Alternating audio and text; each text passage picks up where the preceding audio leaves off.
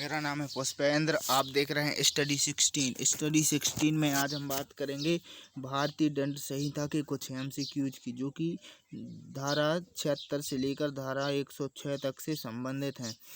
तो ये हमारी IPC की टेस्ट सीरीज है और ये MP सिविल जज के लिए बहुत ही महत्वपूर्ण है। देखते हैं आज का पहला प्रश्न। एक कामगार उचित चेतावनी देकर छत से बर्फ फेंकता है, एक राहगीर की मृत्यु हो जाती है, तो कामगार ने क्या किया? A गिल्टी ऑफ मर्डर, हत्या का दोषी है। B guilty of culpable homicide not amounting to murder, हत्या की कोटि में न आने वाला मानव वध का दोषी है। उपेक्षा द्वारा मृत्यु कारित करने का दोषी है। मृत्यु आकस्मिक थी इसलिए दोषी नहीं है। इसका सही आंसर है D। प्रस्तुत समस्या। भारतीय दंड संहिता की धारा 80 में उल्लिखित है, यहाँ पर मृत्यु आकस्मिक है, अतः वह इस धारा के अंतर्गत बचाव प्राप्त कर सकता है। तो देखते हैं आज का अगला प्रश्न।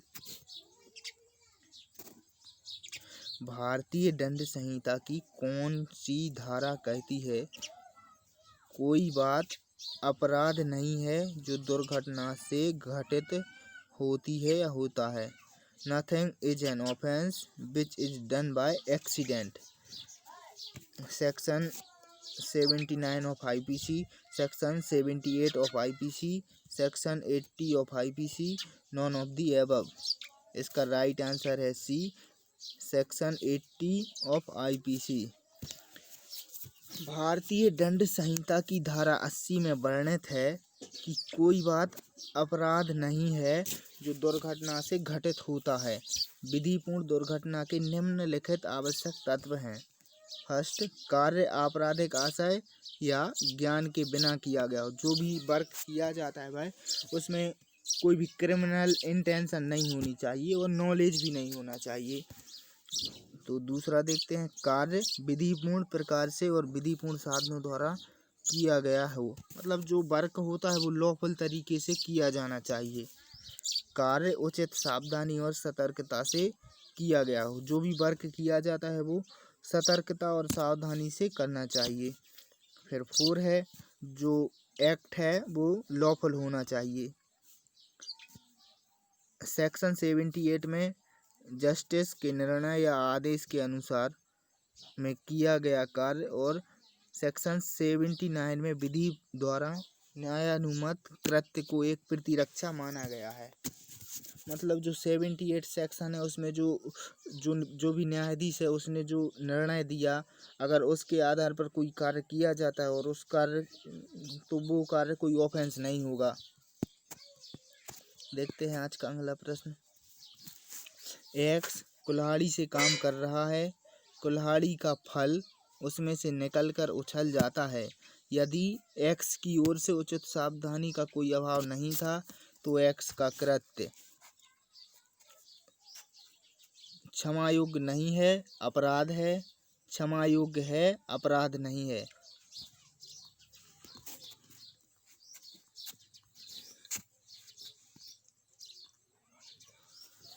सी, अपराध है लेकिन परिवीक्षा का लाभ देना अनिवार्य है।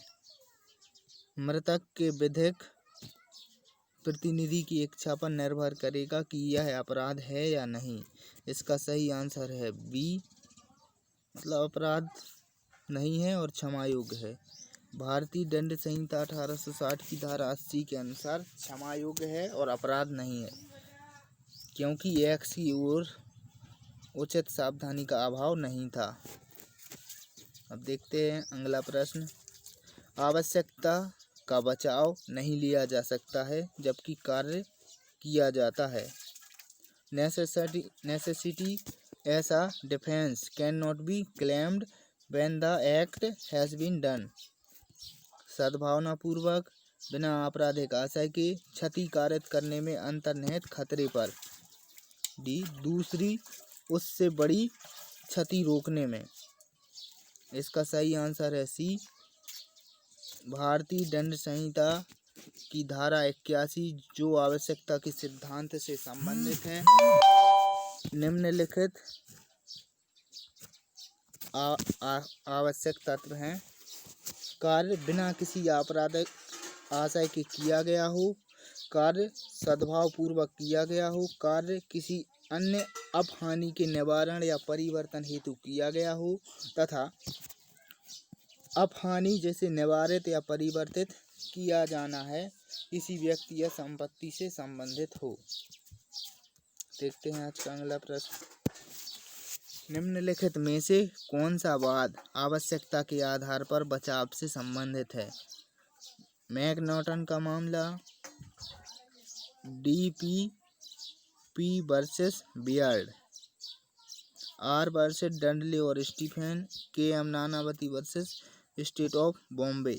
इसका सही आंसर है C, R वर्सेस डंडले और स्टीफन का वाद भारतीय दंड संहिता की धारा 81 से संबंधित है, जो कि आवश्यकता के सिद्धांत से संबंधित है। DPP वर्सेस बियर्ड यह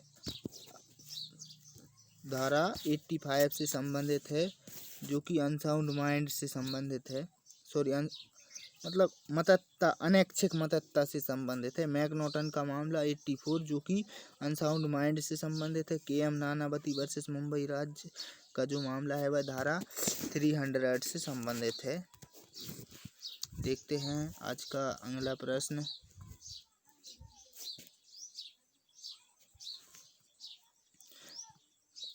पोत के डूबने के पश्चात X और Y ने समुद्र में तैरते हुए एक तख्ता पकड़ लिया। तख्ता इतना बड़ा नहीं था कि दोनों को सहारा दे सके। X के पास अन्य विकल्प नहीं होने पर उसने Y को धक्का दे दिया जो डूब गया। X ने किया है आपराधिक मानववध, हत्या, उपेक्षा द्वारा हत्या का अपराध, कोई अपराध नहीं। इसका सही आंसर है D, कोई अपराध नहीं। प्रस्तुत दृष्टांत भारतीय दंड संहिता की धारा 81 में दिए दृष्टांत पर आधारित है। धारा 81 आवश्यकता के सिद्धांत को प्रतिपादित करती है और जिसके अकॉर्डिंग कार्य जिससे अपहानिकारक होना मतलब संभव है, किंतु जो आपराधिक आशय के बिना और अन्य अपहानि के निवारण के लिए किया गया है। मतलब इसमें कि कोई कॉमन इंटेंशन था, बल्कि इसमें जो हानि होनी थी उसके निवारण के लिए यह कार्य किया गया था, इसलिए इस कार्य को अपराध नहीं माना जाएगा। उपरोक्त दृष्टांत स्टीफन महोदय ने दिया। इनके अनुसार X ने कोई अपराध कारित नहीं किया। सही बात है कि जो आवश्यकता के लिए किया गया और दूसरी हानि को दूर करने के लिए किया गया। देखते हैं इसका अगला प्रश्न। निम्नलिखित में से कौन सा वाद आवश्यकता की प्रतिरक्षा से संबंधित है? R versus Dudley and Stephen, Bishambhar versus Roomal, Browning versus state, ये सभी। इसका सही आंसर है D, all of the above. जो R versus Dudley and Stephen का वाद है वह आवश्यकता की प्रतिरक्षा से संबंधित है, जो भारतीय दंड संहिता की धारा 81 आवश्यकता के आधार पर आपराधिक दायित्व से उन्मुक्ति का प्रावधान करती है। कि मतलब जहां आवश्यकता है तो वहां वो बात अपराध नहीं है। बिशंबर वर्सेस रूमल तथा ब्राउनिंग वर्सेस स्टेट का वाद भी इंडियन पेनल कोड की धारा 81 से रिलेट है। देखते हैं आज का अगला प्रश्न। अपने जीवन को सुरक्षित रखना सामान्यतः एक कर्तव्य है, परंतु इसको दूसरों के लिए बलिदान कर देना परम कर्तव्य है। यह टिप्पणी queen versus Dudley and Stephen बाद में की गई थी। किसके द्वारा की गई थी? Lord Denman, Lord Coleridge.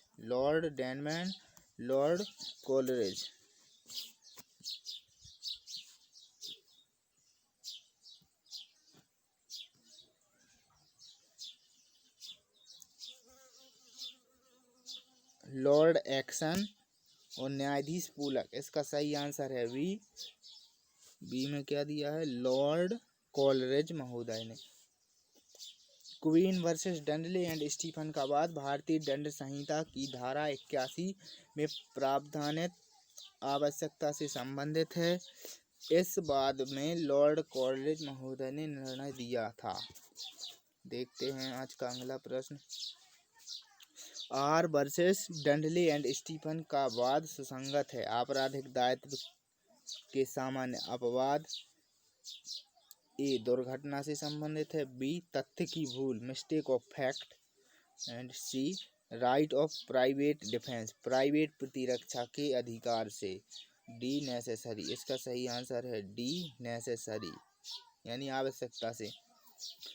Are versus Dudley and Stephen का वाद भारतीय दंड संहिता की धारा 81 में आवश्यकता से संबंधित है। इस वाद में अभी कथित किया गया कि किसी व्यक्ति के जीवन के मूल्य पर अपने प्राण की रक्षा करने वाला आवश्यकता के बचाव का लाभ नहीं ले सकेगा।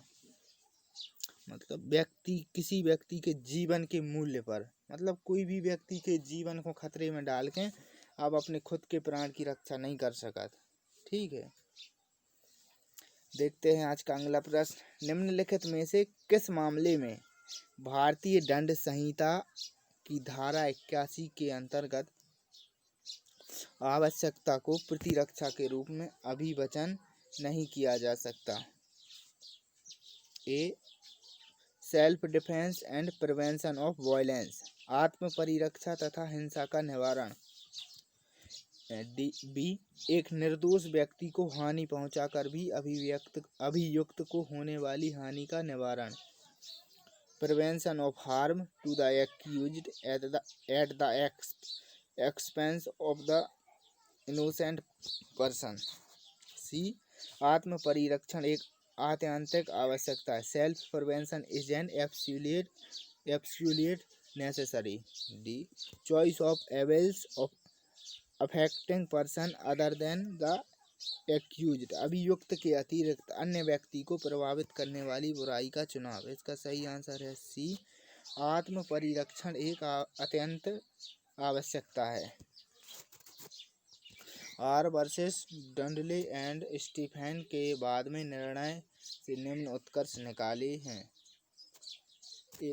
आत्म परिरक्षण आत्म संरक्षण एक परम आवश्यकता नहीं है। किसी व्यक्ति को दूसरे का जीवन लेकर अपना संरक्षण करने का अधिकार है। मतलब ये दूसरे वाले में दिया गया है कि किसी निर्दोष व्यक्ति के जीवन को आप खतरे में नहीं डाल सकते अपने लाभ के लिए। ठीक है, कोई भी आवश्यकता मानव वध को न्यायोचित नहीं ठहराती है। इस प्रकार आत्म परिरक्षण एक परम आवश्यकता नहीं है। देखते हैं आज का अगला प्रश्न।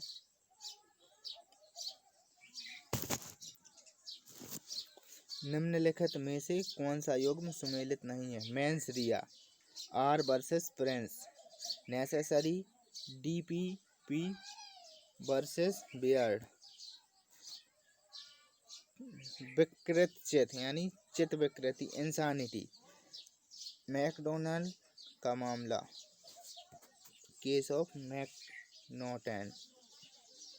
मदत्ता इंटॉक्सिसिएशन।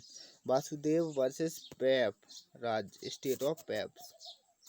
इसका सही आंसर है बी जो नेसेसरी है वह ये वाला गलत है, सेकंड वाला। डीपीपी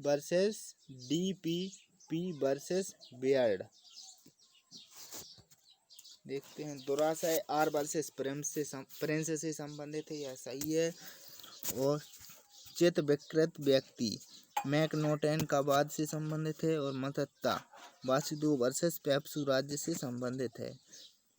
डीपीपी वर्सेस बियर्ड नशे से संबंधित वाद है। आवश्यकता से संबंधित प्रमुख वाद R versus Dudley and Stephen है। देखते हैं आज का अगला प्रश्न।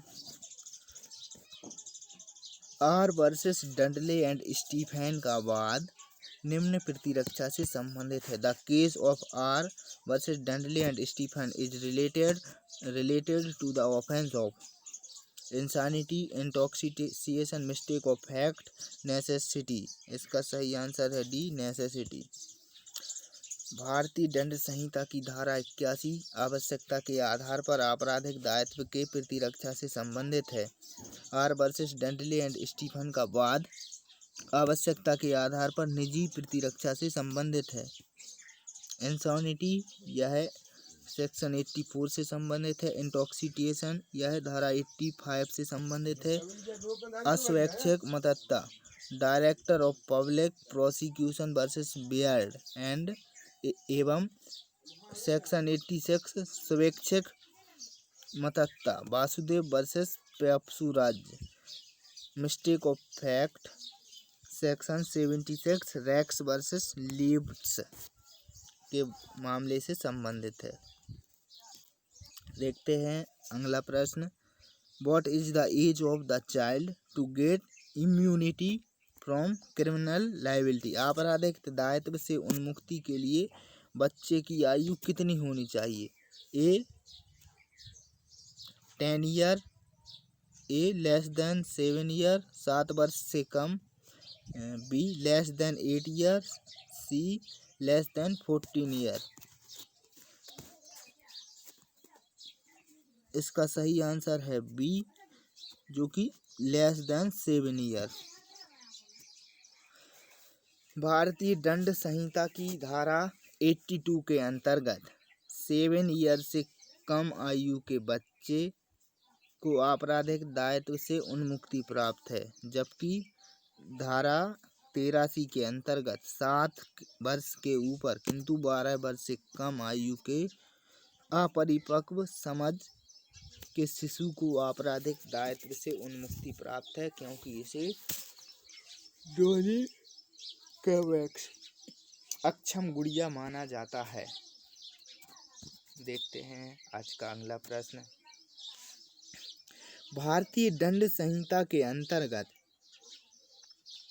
7 वर्ष से कम आयु का बालक under the Indian penal code a child below the age of 7 years age अपराध करने में पूर्णतः अक्षम, एब्सुलेट डोली इनकेपेक्स,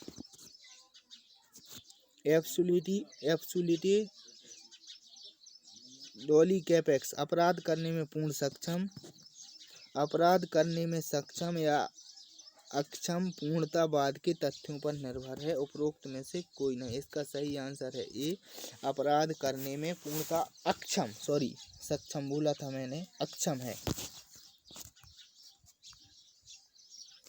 ए, भारतीय दंड संहिता की धारा 82 7 वर्ष से कम आयु के शिशु को आपराधिक दायित्व से पूर्ण उन्मुक्ति प्रदान करती है, अर्थात शिशु को अपराध करने से पूर्णतः अक्षम माना जाता है। देखते हैं आज का अगला प्रश्न। एक बालक द्वारा किया गया कार्य अपराध नहीं है यदि वह कार्य कारित करने के समय 7 वर्ष से कम आयु का है, अंडर 7 ईयर ऑफ एज 7 वर्ष और 12 वर्ष की आयु के बीच का है, 12 वर्ष और 18 वर्ष की आयु के बीच का है, ऑल ऑफ दी अबव। इसका सही आंसर है ए, 7 वर्ष से कम आयु का है। भारतीय दंड संहिता की धारा 82 के अनुसार कोई बात अपराध नहीं है जो 7 वर्ष से कम आयु के शिशु द्वारा किया जाए। देखते हैं आज का अगला प्रश्न।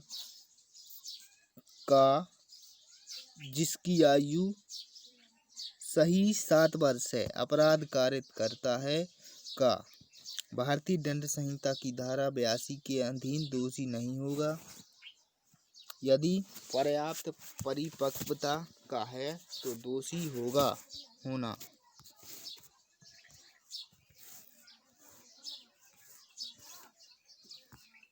सी, धारा 82 और 83 भारतीय दंड संहिता की धारा 82 एंड 83 के अंतर्गत नहीं आएगा। भारतीय दंड संहिता की धारा 83 के अधीन दोषी होगा। इसका सही आंसर है ए, भारतीय दंड संहिता की धारा 82 के अंतर्गत दोषी नहीं होगा। ठीक है। धारा 82 के अनुसार 7 वर्ष से कम आयु के शिशु को अपराध करने में अक्षम माना गया है। धारा 83 में 7 वर्ष से ऊपर के शिशु की बात की गई है।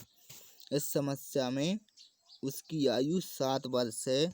Children and young persons act 1963 की धारा 16 के आधार पर 7 वर्ष का बालक भी धारा 82 में ही आएगा। देखते हैं अगला प्रश्न।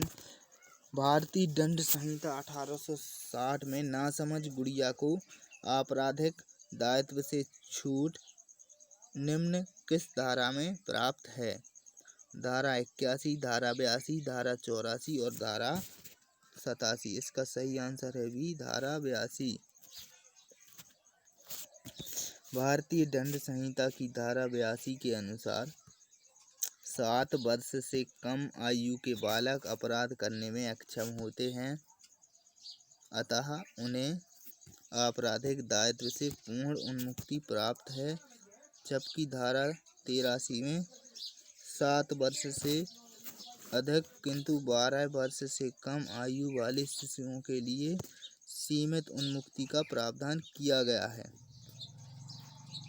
धारा 81 आवश्यकता से संबंधित है और धारा 84 विकृत व्यक्ति के कार्य से, जबकि धारा 87 संपत्ति से किया गया कार्य जिससे मृत्यु या घोर उपहति कारित करने का आशय न हो और उसकी संभाव्यता का ज्ञान हो। देखते हैं आज का अगला प्रश्न। कोई बात अपराध नहीं है जो 7 वर्ष के कम आयु के शिशु द्वारा की जाती है। यह सिद्धांत निम्नलिखित सूक्ति पर आधारित है। Nothing is an offense which is done by child under 7 years of age is based on legal maximum of maxim. Dolly capex, dolly incapex, de minimis non curate lex, none of the above, none of these. इसका सही answer है B, डोली इनकैपेक्स। मतलब भारतीय दंड संहिता की धारा 82 के अंतर्गत 7 वर्ष से कम आयु के शिशु द्वारा की गई कोई बात अपराध नहीं है। इसके अनुसार डोली इनकैप्स यानी अपराध करने में अक्षम इस धारा पर ही आधारित है। वीडियो से आखिरी तक बने रहने के लिए धन्यवाद। प्लीज़ हमारे चैनल को सब्सक्राइब करें, वीडियो को शेयर करें और लाइक करें।